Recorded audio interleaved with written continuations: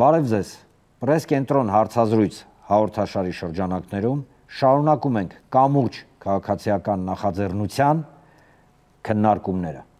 հեռուստատեսային և հանրային։ Եվ այսօր մեր հյուրն է միջազգայնագետ Գրիգոր Բալասանյանը։ Բարև ձեզ, պարոն Բալասանյան։ Բարև ձեզ։ Նախ թույլ տվեք շնորհավորել մայիսի 9-ը։ Այո, շնորհակալություն։ Դա մեր բոլորի հաղթանակն է եւ չլիներ մայիսի 9-ը, չէր լինելու Հայաստանի երրորդ հանրապետությունը, դա ակնհայտ է։ Այդ մասին մենք այսօր կամուրջի շրջանակներում անպայման կքննարկենք։ Այո, մայիսի 9-ը։ Մայիսի 9-ը մեր տոնն է, դա եռատոն է, Շուշիի ազատագրման տոնն է, Արցախի բանակի կազմավորման տոնն է եւ մեծ հայրենական պատերազմում տարած հաղթանակի տոնն է։ Շուշիի ազատագրման մասին եւ Արցախի բանակի կազմավորման մասին մենք անպայման կզրուցենք եւ կունենանք առանձին հաղորդում։ Այսօր ձեր թույլատրությամբ կփորձենք մեր նախաձեռնության շրջանակներում քննարկել մեծ հայրենական պատերազմի շուրջ, տեղի ունեցած գործընթացներ, ավելի ճիշտ հաղթանակի շուրջ։ Հաղորդումից առաջ մի հարց ստացա, մեր հեռուստադիտողներից, ասում են, իսկ ինչի եք ասում հայրենական պատերազմ։ Ամբողջ աշխարհը ասում է երկրորդ համաշխարհային պատերազմ, մենակ հետխորհրդային պետության ժողովուրդներն են ասում հայրենական պատերազմ։ Ինչի եք ասում հայրենական։ Դա խորհրդային միության ատավիզմը եւ այլն ասես բաներ են ասում, խնդրեմ։ Հայ ժողովուրդը իր կեցվածքով եւ դիրքորոշմամբ է կարծում եմ տվել այդ հարցի պատասխանը, քանզի բոլորն էլ շատ լավ գիտեն, որ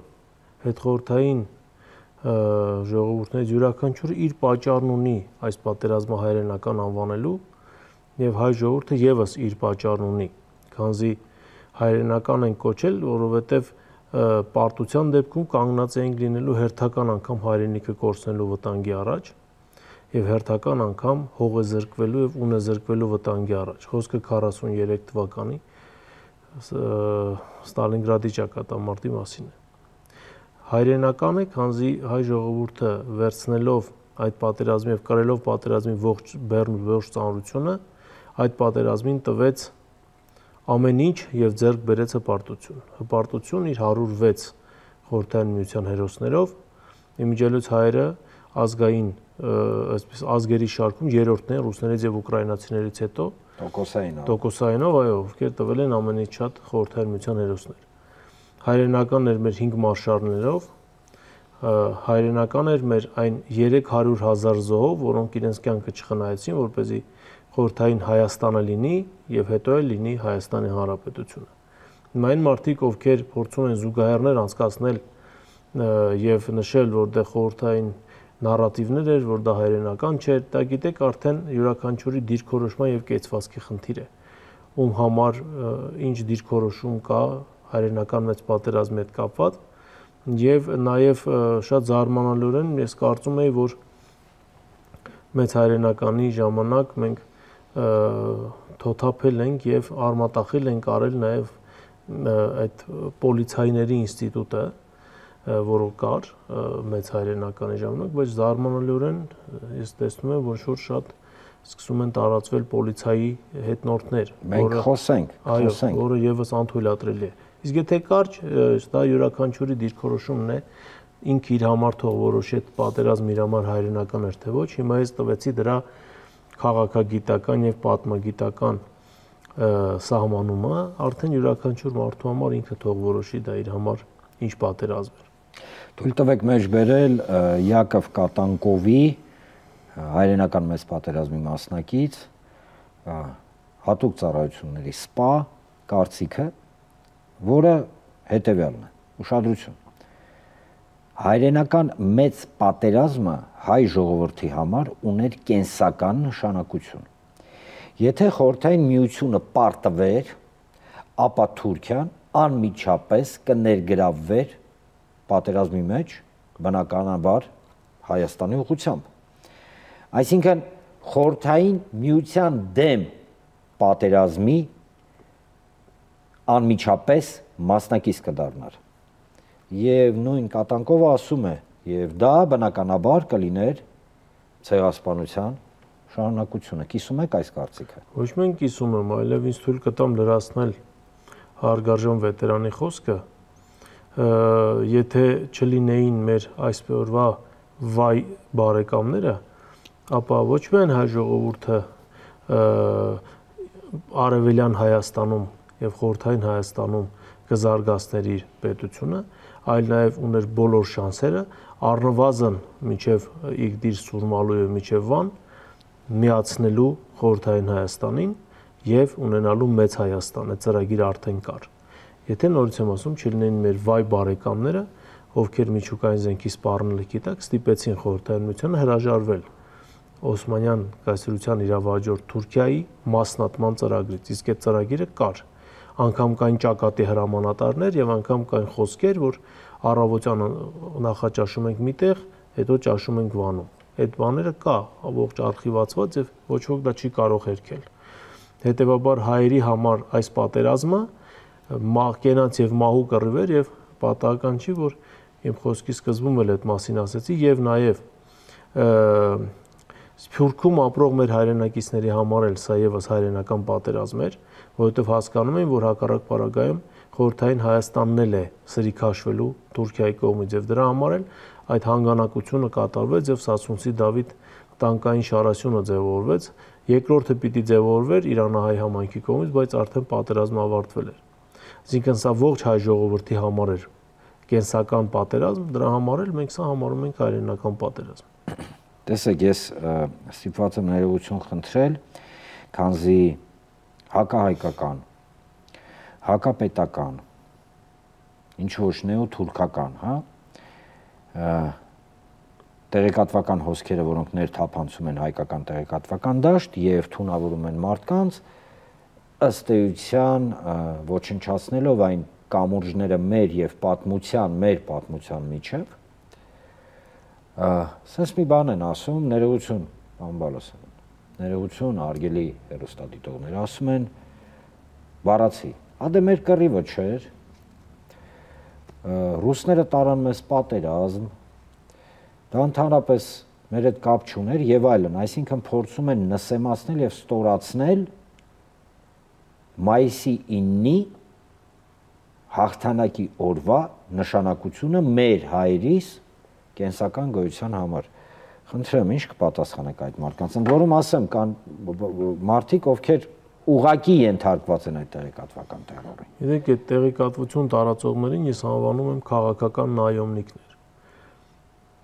ովքեր վարձավճարի դիմաց պատրաստ են ցանկացած տեղեկատվություն տարածել, միայն թե իրենց կենսագործունեության աղբյուրը չկտրվի։ Ես տեղյակ եմ այդ ելույթներին, ես տեղյակ եմ այդ նարատիվներին եւ ես տեղյակ եմ թե ինչու են նաեւ այդ նարատիվները տարածվում։ Եվ ինչու։ Տարածվում են մի բանի համար։ Քանի որ փոքր Հայաստանը տվել է այնքան զոհ, ինչքան Միացյալ Նահանգները, եւ փոքր Հայաստանը եղել է հաղթող եւ հայ ժողովուրդը եղել է հաղթող եւ ազատագրող ժողովուրդ, հիմա մեր ձեռքից դա ցանկանում են խլել, որովհետեւ արևմտյան աշխարհում ընդունված է տեսակետ, որ նախ մայիսի 9-ի մայիսի 8-ին է, այնտեղ ժամային գոտիների հետ կապված եւ երկրորդ իրենք են հաղթել, Խորհրդային Միությունը չի հաղթել եւ առհասարակ Խորհրդային Միությունը, այդ թվում եւ Խորհրդային Հայաստան եւ հայ ժողովուրդը, այդտեղ որևէ կապ չունի։ Ներողություն, ով է հաղթել, օկուպացված Ֆրանսիան։ 15 օրում հանձնված Դանիան, 40 օրում օկուպացված Ֆրանսիան, իդեպ զավեշտեն նաեւ կայանում են նրանում, որ անգամ գերմանացիներն են զարմացել Ֆրանսիայի ներկայացուցիչներին տեսնելով Բերլինում, որ նշել են եւ պատտվելով խորհրդային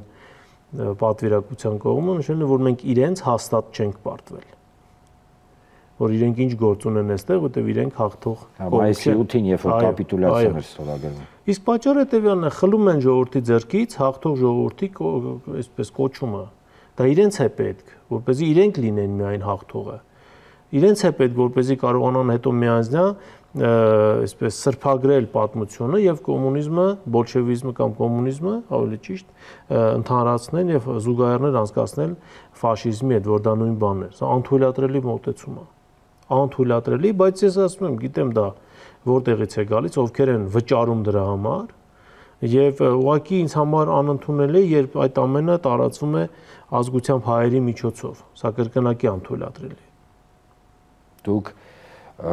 պատմական, ակնարկներ արեցիք, ես էլ թույլ կտակ մի ակնարկ անեմ 43 թվականին, երբ որ Ստալինգրադյան ճակատամարտն էր տեղի ունենում, այն ժամանակ խորհրդային Հայաստանի կամ խորհրդային միության սահմանի մոտավորապես 3-ից 8 կիլոմետր հեռավորության վրա կենտրոնացված էր թուրքական 40 դիվիզիա։ 40 դիվիզիա թուրքական, եւ եթե հանկարծ այն ժամանակ Ստալինգրադյան ճակատամարտը խորհրդային միությունը պարտվեր, ապա սա ընդ որում թուրքական տվյալներ են։ Միանգամից ընդգծեմ, ռուսական չի, ամերիկական չի, հենց թուրքերն են ասում։ Ապա անմիջապես ներգրավվելու են պատերազմի մեջ եւ մի դրվագել, որը ժպիտ է առաջացնում, սա Ֆրանսիայի մասով, գիտեք, թուրքերը երբ էին մտել երկրորդ համաշխարհային պատերազմին, չեմ ասում հայրենական առհասարակ, Գերմանիայի կապիտուլյացիա ստորագրելուց 2 օր առաջ պատերազմ են հայտարարում Գերմանիային։ Ուրեմն Բերլինը Ռեյխստագը վերցրել են սովետը, իրանք էլ պատերազմ հայտարարեցին։ Դա շատ նման է թուրքերին։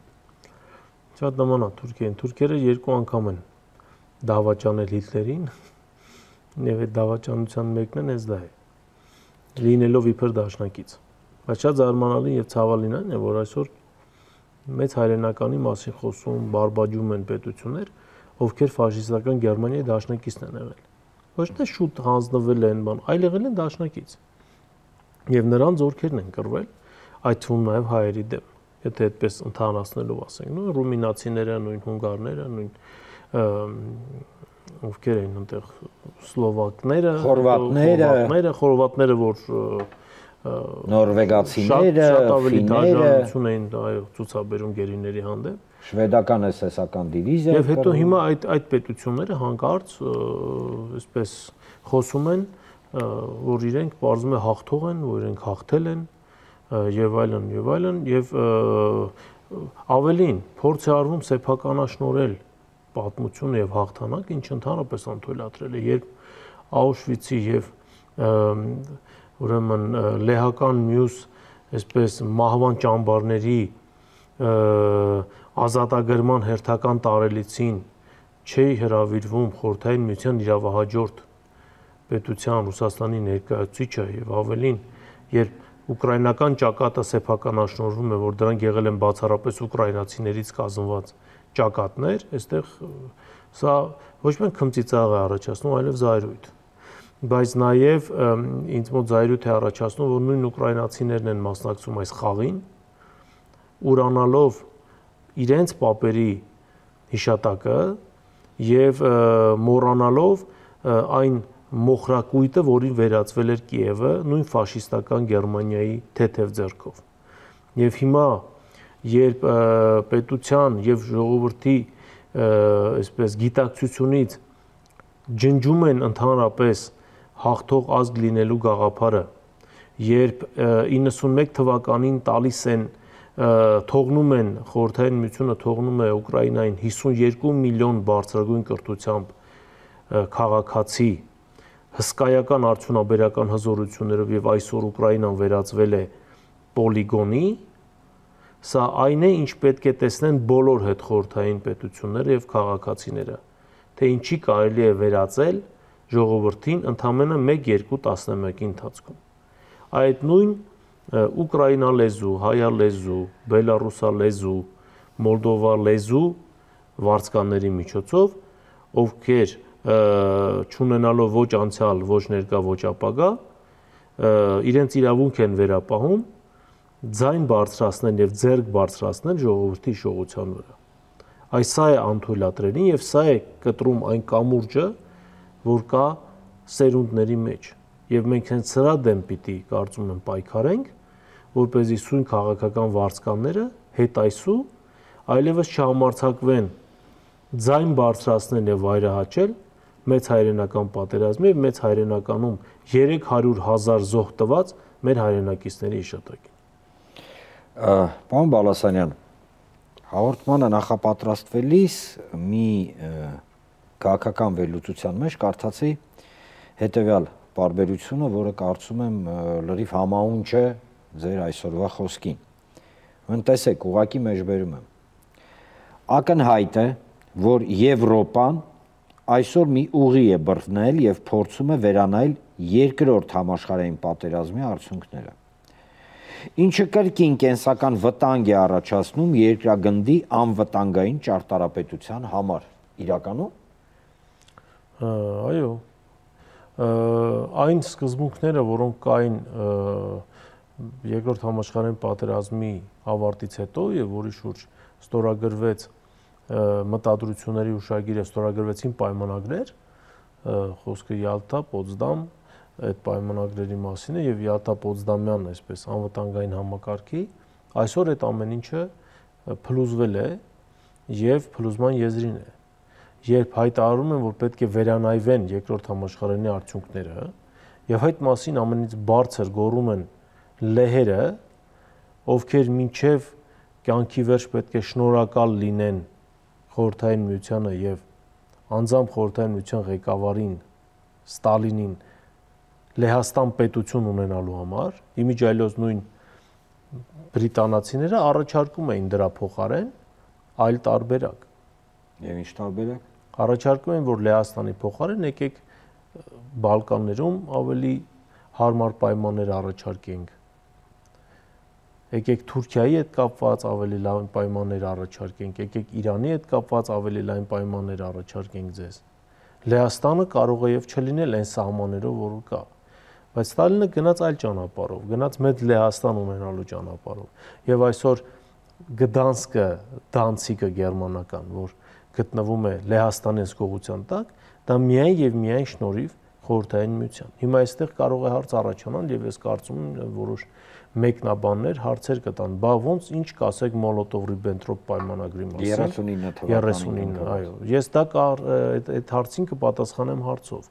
Իսկ ինչ կասեք 36 թվականի Մարշալ Պիլսուդսկու առաջարկի մասին Հիտլերին, համատեղ հարձակվել Խորհրդային Միության վրա։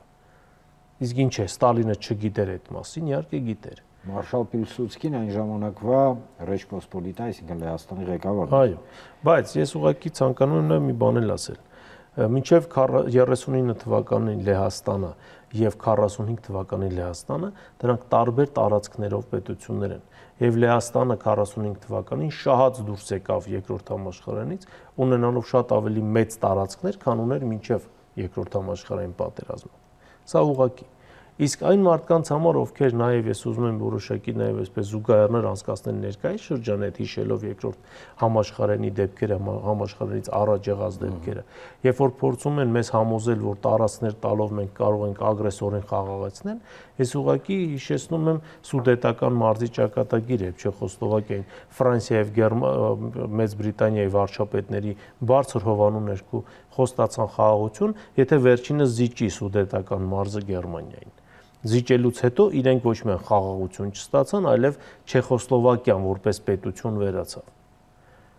Երկրորդ համաշխարհայինը շատ հիմքեր տալիս է ներկա վիճակի հետ կապված զուգահեռներ անցկացնելու եւ չկրկնելու այն պատմական սխալները, որոնք թույլ տվեցին երկրորդ համաշխարհայինի սկզբին, երբ հնարավորություն կար իրավիճակը շտկելու, բայց իրենք գնացին կոմունիզմը ֆաշիզմի հետ բախման տանելու ճանապարհով, մտածելով, որ այս երկու համակարգերը կխժռեն իրենց իրար եւ բրիտանացիները այստեղից ամենից այսպես շահածը դուրս գան, ցավոք սրտի սխալներ հաշվարկը։ Հաշվարկը սխալ էր, բայց այսօր արդեն Մեծ Բրիտանիայում հայտնվել են պատմաբաններ, ովքեր քննադատում են Չերչիլին, մի քանի օր առաջ ուղղակի կարդացի, ովքեր գիրքա լույս տեսել բարձում է, որ քննադատում են Չերչիլին, որ Չերչիլի գլխավոր սխալն այն էր, որ նա գնաց Ստալինի հետ համագործակցություն, նա պիտի համագործակցեր Հիտլերի հետ եւ ոչնչացներ Խորհրդային Միություն։ Այսինքն հասել ենք այնտեղ, որ ոչ միայն պատմությունը նորովի է գրվում, այլև ակնհայտ կեղծիք է դրվում այս ամենի տակ, նոր մատաղ սերունդն էլ չիմանալով իրականությունը, շատ հեշտ տրվում է այս մանիպուլյացիաներին, դրա համար էլ երկրագնդի այս կամ այն հատվածում մենք սկսում ենք տեսնել պետություններ, որոնք չգիտես ինչու պետք է որ այդպես չլինեին, բայց այսօր ամենից հակա դիրքորոշումն ունեն մեծ հայրենականի եւ մեծ հայրենականի արդյունքում ձևավորված պետությունների առաջին հերթին իհարկե Ռուսաստանի Դաշնության նկատմամբ։ Սա է պատճառը, որ 30 տարի մենք չենք զբաղվել մեր սերունդների դաստիարակությամբ ցավոք սրտի, դրա փոխարեն նրանց դաստիարակությամբ զբաղվել են ուրիշները։ Եվ այդ դաստիարակված սերունդն էլ հետ խորհրդային տարածքում այսօր հանդես է գալիս այն նման կոչերով եւ նման հայտարարություններով, ինչն անթույլատրելի է։ Տեսեք, ակամայից հիշեցի Բրիտանիայի վարչապետ Չեմբերլենի խոսքերը, երբ որ ստորագրվեց Սուդետների հանձնման գործընթացը, տարածքը խաղաղության դիմաց, այսպես կոչված կոնցեպտը Հիտլերին, երբ որ ինքը վերադարձավ Բրիտանիա եւ Լորդերի պալատում բարձրացնելով այդ համաձայնագիրը ասեց. ես բերել եմ հավերժ խաղաղություն, ավելի ճիշտ, ես բերել եմ խաղաղության դարաշրջան, այս sense նույնիսկ կարելի է ձևակերպել։ Սա ուղղակի զուգահեռներ է այն իրավիճակի հետ, որը այսօր եւ ոչ միայն այսօր, առհասարակ պատմական առումով տիրում է յուրաքանչյուր պատմական կտրվածք, բարդ պատմական կտրվածք անցնող պետության հետ։ Այո, զիջելով խաղաղության չես գնա։ Դա բացառված է, որովհետեւ զիջելը դա չի նշանակում հագեցնել ագրեսորին։ Հակառակ, որքան զիջում ես, այդքան ագրեսորը ավելի է առիթավորվում, ինչու ոչ։ Տեսեք, մենք խոսում ենք ֆաշիզմի մասին, մենք խոսում ենք ֆաշիզմի դեմ պայքարի մասին, մենք խոսում ենք 300,000 միայն պաշտոնապես ֆիքսված, իսկ ավելի շատ են զոհված հայերի մասին մեծ հայրենական պատերազմի դաշտերում եւ խրամատներում։ Բայց դրա հետ մեկտեղ այն իրավիճակը, որում հիմա գտնվում է կոպիտ ասած Հայաստանը, եւ Հարավային Կովկասը, կրկին ինչպես այն ժամանակ, չեմ ուզում ասել նախապատերազմական, չեմ ուզում ոչ մեկին ահաբեկել վախով, որովհետեւ մեր վրա մեր վախերը վաճառում են, բայց այնուամենայնիվ այս լարվածությունը օդում կախված է։ Ձեր կարծիքով այս լարվածությունը թոթափելու համար ոչ թե ներքին, դե լավ ինչ ուզում ա լինի, թող լինի, այլ գործնական տիրույթում ինչ պետք է անենք, որ պայմանական պատերազմի վտանգը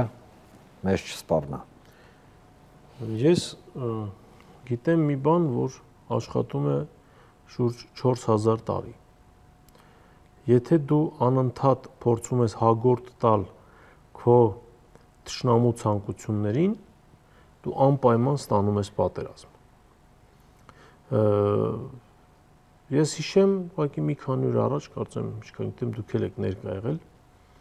այդ մոսկովյան հայտնի կուսակցությունների կոնֆերանսին, այո, այդ միջադեպին, որը ըստ էության ադրբեջանցիների համար սա անակնկալ էր։ Ես այնտեղ էի, խիստ անակնկալ էր։ Այո, հետևաբար, եթե Հայաստանը եւ Հայաստանը ներկայացնող ցանկացած պատվիրակություն արժանապատիվ կեցվածք է դրսևորում բանակցությունների ժամանակ, Ադրբեջանը սկսում է չհասկանալ այն խաղի իմաստը, որ ինքը սկսել է։ Այսինքն իր մոտ ըստ էության ծրագրային խախտում է տեղի ունենում։ Եվ դա ես ականատես եմ, իմ աչքերով եմ տեսել։ Այո, ինչ եմ ուզում ասել։ Ցանկացած բանակցության ժամանակ, այո, կա հաղթող, կա պարտվող։ Եվ յուրաքանչյուր բանակցություն նշանակում է երկու ստեկ զիջում։ Բայց եթե դու անընդհատ զիջում ես եւ դրա դիմաց դու ոչինչ չես ստանում, դու անբեկանելիորեն բերում ես պատերազմի։ Հիմա Ադրբեջանին զսպելու մի տարբերակ կա։ Հայաստանը պետք է արժանապատիվ կեցված դրսևորի բանակցությունների ժամանակ եւ հստակ ներկայացնի իր տեսլականը, հստակ պատասխանի այն կեղծիքի, որ անընդհատ թափվում է Ադրբեջանից եւ նաեւ ինչ որ տեղել գնա ավելի կտրուկ քաղաքականության իրականացման։ Եթե չի զիջում արվում Ադրբեջանի կողմից, բանակցություններ չեն լինում։ Բայց եթե դու անընդհատ խոսում ես խաղաղությունից, քո հարևանը անընդհատ սպառնում է քեզ ոչնչացնել, գրավել, բնաջնջել, կասկածի տակ է դնում քո երկրի ինքնությունը առհասարակ, ինչ որ կեղծ բաներ է ստեղծում, թեզեր է ստեղծում Արևմտյան Ադրբեջան եւ այլն, ու դու դրան չես պատասխանում, ասում ես, դե մենք գնում ենք խաղաղության, դու խաղաղության չես գնում, դու ավելի ես մոտեցնում պատերազմը։ Սա այն իմաստությունն է, հա, կամ ճշմարտությունը, ինչպես կցանկանաք, որը կարծես թե անհերքելի է, բայց մենք ապրում ենք մի աննորմալ ժամանակաշրջանում, երբ կան մարդիկ, ովքեր կարող են դուրս գալ ու ասել, դե պարտադիր չի ամեն անգամ պատմությունից քաղել դասեր, կամ ամեն մի պատմությունը չի, որ դասեր է տալիս քաղել, այն չի քաղենք դասեր։ Այնա ապրում ենք էլի, միգուցե սենց էլ փորձենք կամ միգուցե այնպես էլ փորձենք, բայց այստեղ ստացվում է, որ փորձադաշտ ոչ թե այլ փորձեր իրականացնողներն են, այլ մենք ենք, այսինքն հասարակ մարդիկ։ Տեսեք, նման կերպ խոսացողները վաղուց արդեն իրենց գրպանում ունեն մի քանի պետության վիզաներ, նվազագույնը, եթե չասեմ անձնագրեր եւ կեցության կարտեր։ Այսինքն նրանց համար Հայաստանից դուրս գալը 5 րոպեվա հարց է։ Այստեղ մնալու են մարդիկ, ովքեր կպածեն այս հողու ջուրին, իմ եւ ձեր պես։ Եվ մեր համար այսպես բան չի, ամենևին են այսպես միա բան չի, թե ինչ է լինելու այս երկրի հետ, ոչ։ Մենք ապրում ենք այս երկրում, մեր զավակներն են ապրում այս երկրում, եւ այս երկիրը մենք պիտի հզորացնենք։ Բայց քանի որ այսօրվա թեման հիմնականում երկրորդ համաշխարհային պատերազմն է, ես փորձեմ մի փոքր այսպես զուգահեռ անցկացնելով այս խաղաղության հետ կապված եւ նաեւ սպառնալիքների հետ կապված։ Տեսեք, երբ որ առաջին համաշխարհային պատերազմը ավարտվեց Կոմպենյան զինադատարով 18 եւ 19 թվականի Փարիզի պայմանագրով, այն պահանջները, որոնք դրվեցին ռազմատուգանքների տեսքով Գերմանիայի առաջ, ինչքան հիշում եմ Չերչիլն էր այդ ժամանակ բրիտանական պատվիրակության անդամն էր։ Տեսնելով այդ պահանջները, ասել էր հետեւյալը. այս պահանջներին նայելով ակնհայտ է, որ ուղիղ 20 տարի հետո սկսվելու է երկրորդ համաշխարհային պատերազմը։ Չերչիլը ընդամենը 2 ամիս բան արել, սխալվել։ Չի կարելի եւ սա պիտի նաեւ միջազգային դոնորներին Հայաստանը հասկացնի եւ հասցնի։ Չի կարելի զսպել եւ առանց կառավարման թողել ադրբեջանական ցանկություններն ու պահանջները Հայաստանի հետ կապված։ Ինչքան ադրբեջանական պահանջներ եղան խիստ եւ ինչքան Հայաստանի համար եղան անիրականանալի եւ սա եղավ Հայաստանի եւ հայ ժողովրդի արժանապատվության, տարածքային ամբողջականության եւ պետության լինել չլինելու հաշվին, այնքան ռևանշիզմի եւ ռևանշի հավանականությունը շատ ավելի է մեծանալու։ Եվ այն պայմանները, որոնք այսօր Ադրբեջանը առաջ է քաշում, եւ այն կասկածի տակ, որ դնում է Հայաստանի տարածք, այն ծաղր ու ծանակը, որ ենթարկվում է Հայաստանը, հայ ժողովուրդը, Հայաստանի պետության ղեկավարը, եւ այստեղ անձը մի կողմ եմ դնում։ Այստեղ խնդիրն է, որ երբեք չի եղել, որ Հայաստանի պետության ղեկավարը ծաղր ու ծանակի ենթարկվի ադրբեջանական չկայացած իշխանամերձ բլոգերների կողմից։ Բայց եթե սրան միջազգային հանրությունը, գործընկեր կոչվածները որևէ կերպ չեն արձագանքում եւ սա չեն կանգնեցնում, Ադրբեջանը սրանով ավելի է մոտեցնում իր համար կործանարար պատերազմը, որովհետեւ հիմա եթե Ադրբեջանը եւ ադրբեջանական փողոցում հարսանիք է, որովհետեւ Հայաստանում այնպիսի իրավիճակ է ստեղծվել, որ ադրբեջանցիները իրենք են զարմացել իրենց բախտից։ Դա դեռ չի նշանակում, թե այդ իրավիճակը անվերջ շարունակվելու է։ Եթե չեն ցանկանում Հարավային Կովկասում նոր ավելի արյունարբու պատերազմ, ինքնաոչնչացման տանող պատերազմ, ապա այս պայն պիտի կանգնեցնեն ադրբեջանական կողմի այս քարոզարշավը, այս քաղաքականությունը եւ Ադրբեջանի ղեկավարին կարգի հրավիրեն։ Հակառակ պարագայում այն հետևանքները, որոնք հետո են լինելու, դրա ողջ պատասխանատվությունն ընկնում է մի այսպես կոչված միջազգային հանրության վրա։ Հայաստանը եւ Հայաստանի դիվանագիտական ներկայացուցչությունները պետք է այսպես ուղերձը հասցնեն աշխարհի բոլոր մայրաքաղաքներին։ Եթե դուք իրոք շահագրգռված եք հանգիստ Հարավային Կովկասով, դուք հագուրդ տվեք եւ կանգնեցրեք Ալիևին։ Հակառակ բaragայում նոր իշխանության դեպքում Հայաստանում պատերազմի վտանգը ոչ միայն ավելի է մեծանալու, այլև ժողովուրդները իրենց արժեվ խնդիր են դնելու կամ մենք կամ իրենք այս տարածաշրջանում։ Խաղաղ գոյակցության մասին մոռանալ է պետք, եթե այս ամենը չկանգնեցվեց։ Համենայն դեպս Ադրբեջանը այդ ուղիով է գնում, հետևողական է գնում, զրկելով մեզ ոչ միայն ֆիզիկական գոյության իրավունքից, այլ նաև գողանալով, կեղեքելով բարոյական իմաստով բռնաբարելով ուղղակի հայկական ամեն ինչը խոսքը գնում է քաղաքական, պատմական եւ մշակութային, հա, արժեքների մասին, որոնք կան։ Հիշենք այն ինչը հիմա կատարվում Արցախում, երբ որ կամ ոչնչացվում է ամեն ինչ հայկականը, կամ նենգաբար գողացվում եւ վերագրվում է Ադրբեջանին։ Բայց այստեղ, պարոն Բալասանյան, տեսեք, մենք խոսում ենք կամուրջների մասին։ Այո, հասարակության մեջ, մեր հասարակության մեջ բազմաթիվ կամուրջներ այրվել են։ Եվ ցավոք ամենակարևորագույն կամուրջը, որը այրվել է, դա հանրային համերաշխության տանող կամուրջը։ Մենք չունենք այսօր հանրային համերաշխություն։ Այդ ձեր կարծիքով ինչ պետք է արվի, ինչ կամուրջ պետք է կառուցվի հանրային համերաշխությանը հասնելու, չեմ ասում հնազանդությանը, համերաշխությանը, դա երկու տարբեր եզրույթներ են։ Նախ կարծում եմ պետք է քաղաքական նաև գնահատական տրվի այն անձանց հայտարարություններին, ովքեր ամեն օր ջրբաժաններ են ստեղծում մեր հասարակության մեջ, ովքեր ամեն օր ըստ մարզային պատկանելիության բաժանում են ժողովրդին եւ իրար դարձնում թշնամի։ Այդ մարդիկ եթե հիմա չէ, հետո պետք է պատասխանատվություն կրեն։ Եթե այդ պատասխանատվությունը չկրեցին, նոր կամուրջներ գցելու հնարավորություն մենք չենք ունենալու։ Այս պահին պետք է կանգնեցնել այս ամենը եւ այստեղ կարծում եմ նաեւ իրենց խոսքը պետք է ասեն այն մարդիկ, ովքեր հասարակության մեջ դեռ շարունակում են որոշակի հեղինակություն ունենալ, խոսքը քաղաքական գործիչների մասին չէ, որովհետեւ սա քաղաքացիական նախաձեռնություն է։ Այս նախաձեռնությանը պիտի միանան մարդիկ եւ իրենց այսպես ձայնը բարձրացնեն քաղաքացիների մեջ հարգանք վայելող, դրանք կլինեն բժիշկներ, դրանք կլինեն արվեստագետներ, դրանք կլինեն կոմպոզիտորներ, գիտնականներ, նոր հետո նրանց կմիանան քաղաքական որոշ գործիչներ, բայց առաջին քայլը պիտի արվի հասարակության սերուցքի կողմից, բայց ցավոք սրտի այսօր հասարակության սերուցքը անտեսված մի կողմ շպրտված է նույն քաղաքական գործիչների նաև շնորհիվ, եթե այդ սերուցքը գա հրապարակ, այդ քաղաքական գործիչները հրապարակում պատկերավոր ասած անելիք չունեն։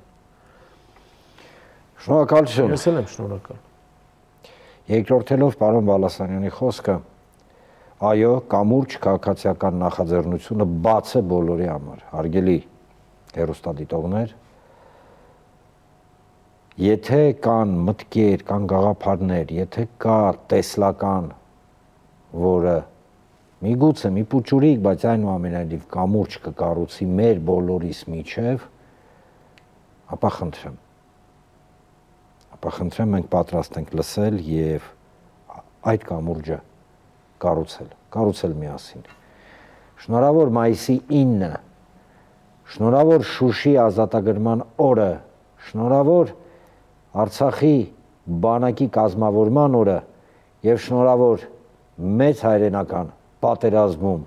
մեր արյունով եւ մեր կյանքերով